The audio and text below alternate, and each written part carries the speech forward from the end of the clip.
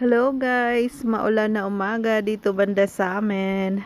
So ayan yung mga bulaklak natin. Medyo matamlay kapag maulan, yung mga petunias. So dito to sa balkonahe. Ito yung upuan na gawa ng mister ko. First time niyang gumawa ng upuan. First try niya at not bad. Okay naman siya.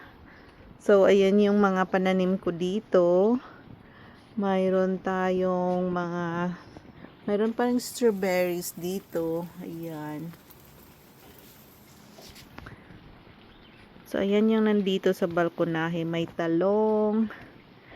At ayan na nga yung mga petunias na tatamlay kapag maulan. Simula pa kagabi yung ulan eh. So, ito yung garden natin. Maulan nga, pero bababa tayo.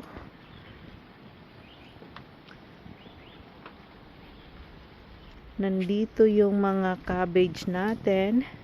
Kung minsan bigla pang lalamig, kaya mahina yung paglaki ng ibang plants. Depende, mayroong plants na gustong-gusto nila yung maulan, pero may plants naman na gusto nila ng mainit.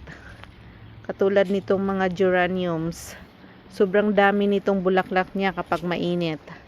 Pero dahil laging umuulan dito, so, hindi pa masyado yung mga bulaklak nila. So, mayroon tayong upo, patula, talong,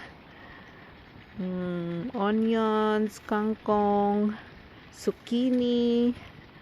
Mayroon tayong dyan mga cucumbers, sunflowers yan lahat yung nandoon sa gilid. Dito mga bulaklak, kangkong yan, mga patatas.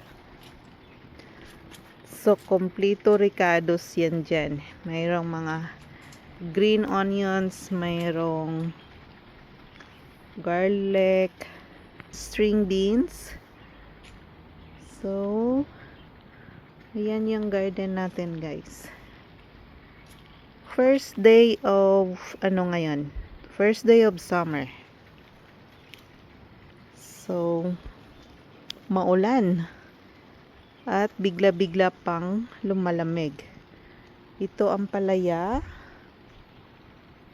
Mayroong watermelon. Upo yan dyan. Kamatis yan dyan.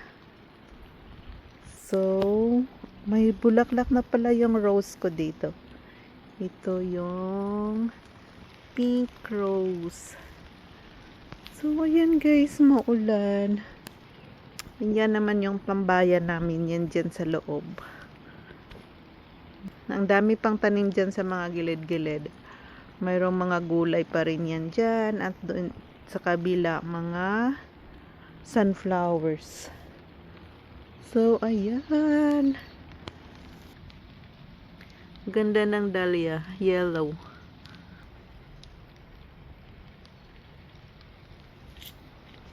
Dito mga kamatis yan dyan hanggang doon. Kamatis. At dito naman mga onions. Hanggang doon din sa pinakadulo.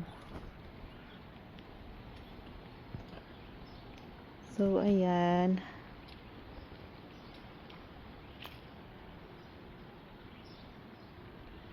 Yan yung kamatis natin.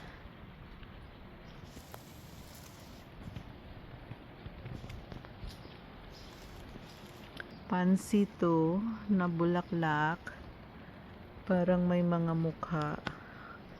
Okay naman sila sa tag-ulan.